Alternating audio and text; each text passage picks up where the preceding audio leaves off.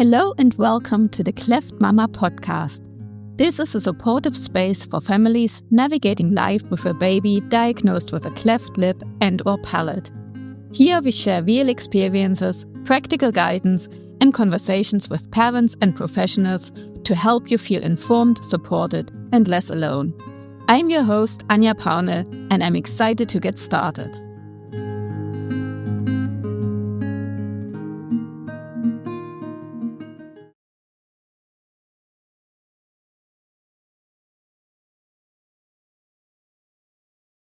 Today I want to talk about a more complex and sometimes difficult topic, amniocentesis.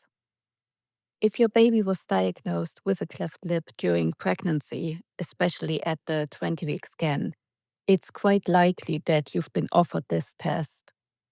And for many parents, this can feel like a very big and quite sudden decision. So in the episode today, I want to describe what actually happens when an amniocentesis is done, what it is testing for, the risks that are associated with the procedure, and then the likelihood of a syndrome being associated with the cleft lip, which is what this test is for, which then hopefully allows you to make an informed decision if you want to go ahead with an amniocentesis or not. So first of all, what actually is amniocentesis? In simple terms, it's a diagnostic test that looks for genetic or chromosomal conditions in your baby. It involves taking a small sample of the amniotic fluid, so the fluid that surrounds your baby in the womb, and then testing the cells within that fluid. The procedure is done under ultrasound guidance, so the doctors can see exactly where the baby is and where to safely insert the needle.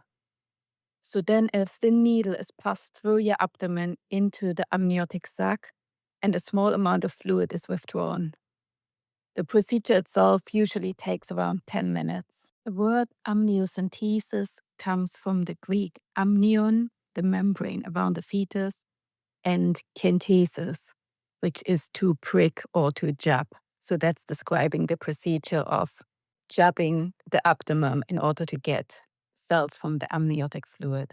In around 6 in every 100 women having amniocentesis, there is a problem drawing out the fluid. So then the needle has to be reinserted a second time.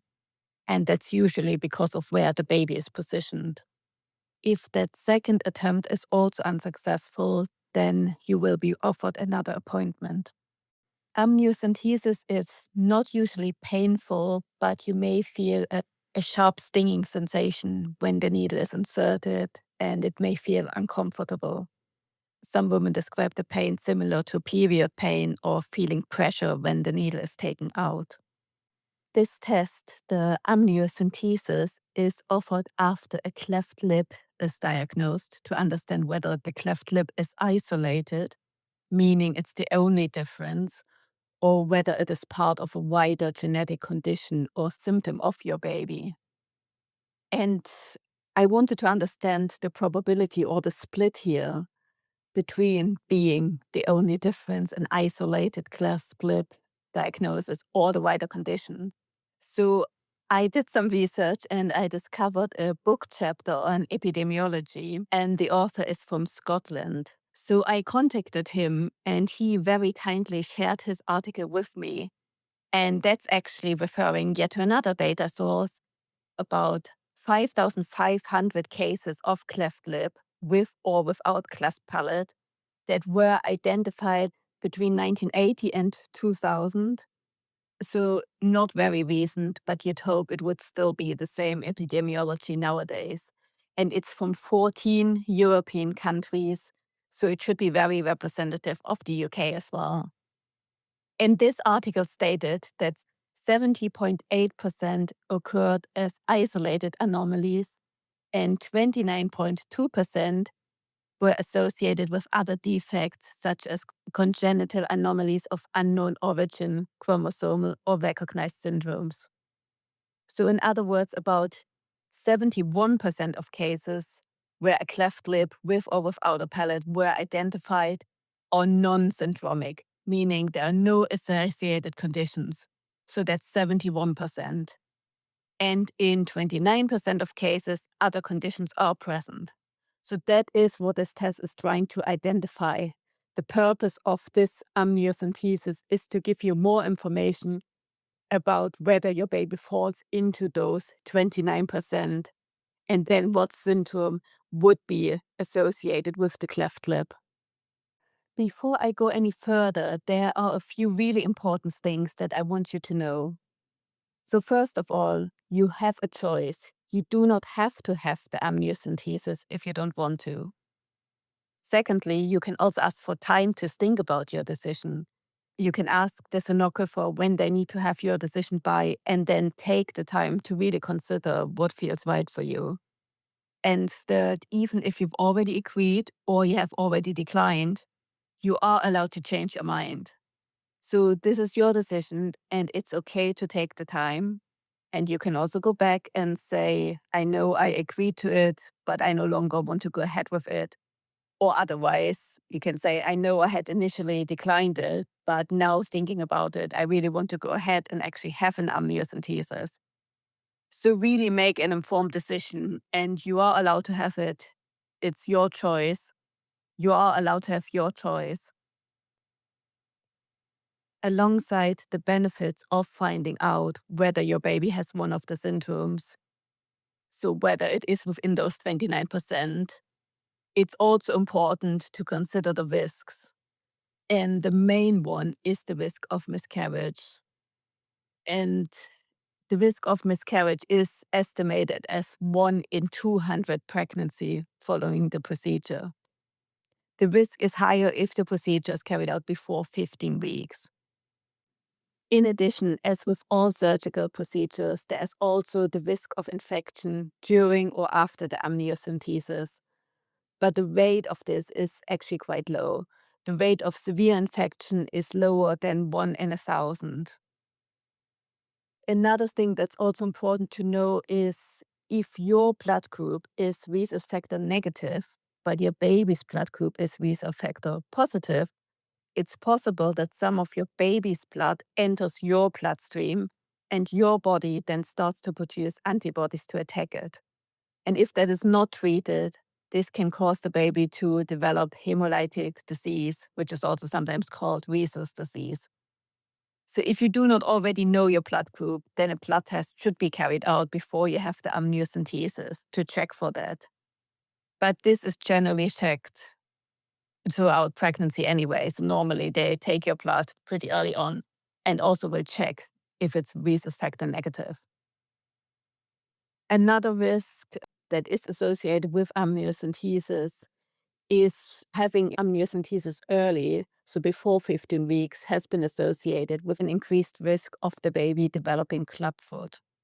But normally, given the context we are talking about here, it would be after the 20-week scan, so this should then lower the risk in that case.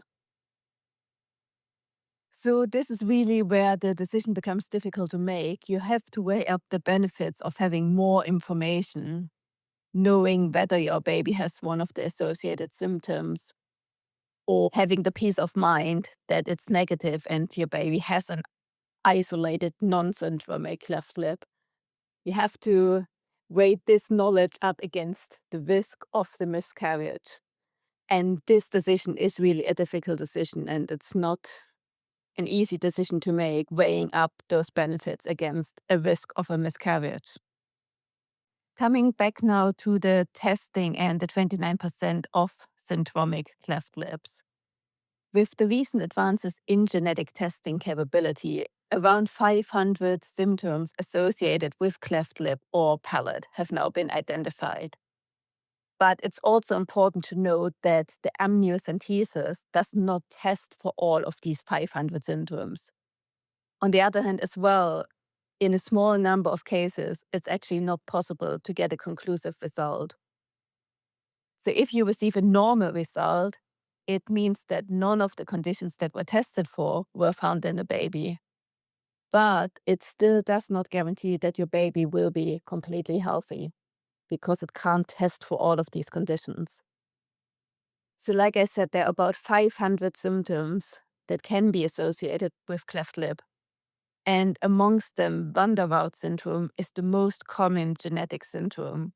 But there are also many other syndromes that have been found to be associated with this, such as Stickler syndrome, Edwards syndrome, Holzgreve syndrome, Marfan syndrome, Down syndrome, Pater syndrome, Guillain-Barré syndrome. There is a whole range of syndromes that can be associated with it, and not all of them are tested for. However, many of these conditions also exhibit anatomical differences. So these differences or anomalies should be detected by the ultrasound as well. On top of this, the blood test that is normally conducted between 11 and 14 weeks throughout the normal course of a pregnancy, this is also testing for Down syndrome, Edwards syndrome, and Pater syndrome. So if you already have that blood test, they would have already brought up these conditions.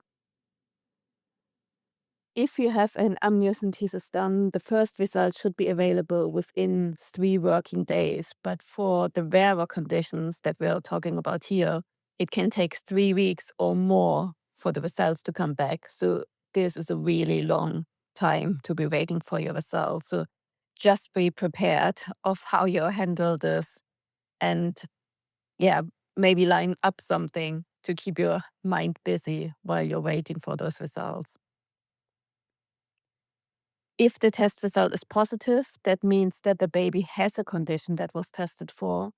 And in that case, you then speak to a midwife, a consultant, pediatrician, geneticist, a genetic counselor. They will all be able to give you detailed information about the condition, including the possible symptoms that a child might have, the treatment and the support they need, and whether the life expectancy is affected as well. And when you had all of these consultations and you really understand the condition, then you can make your decisions on the options of how you want to go forward, whether to continue with the pregnancy or to end your pregnancy.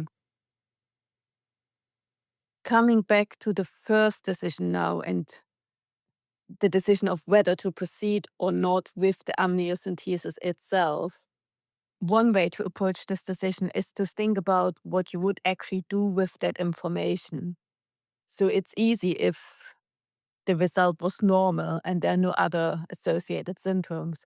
But what would you do with the information if it was positive and there is another syndrome?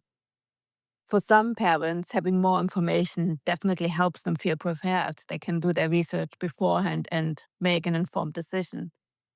But for others, knowing that information wouldn't change their decision. They would continue with the pregnancy, so it would not impact their decision, and they would prefer to not take the associated risk, such as miscarriage. So there really isn't a right or wrong choice here. It's just what feels right for you and your family. It can also help to talk things through with your partner, the midwife, a specialist, and to ask as many questions as you need, or talk them through with other parents who had to make that decision as well.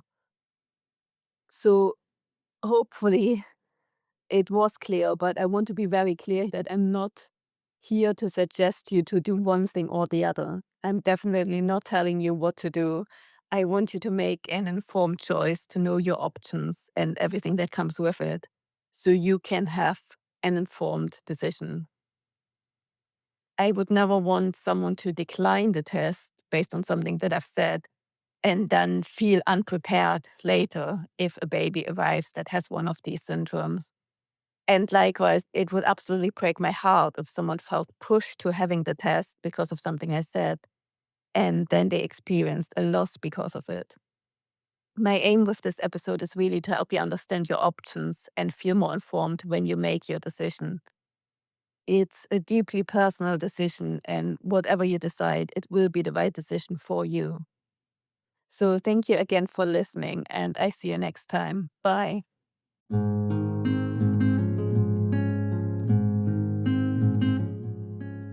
Thank you for listening to the Cleft Mama podcast.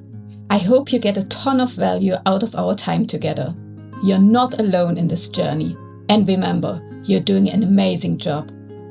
If this episode helped you, please follow and share it with another parent who might benefit from it. See you next time.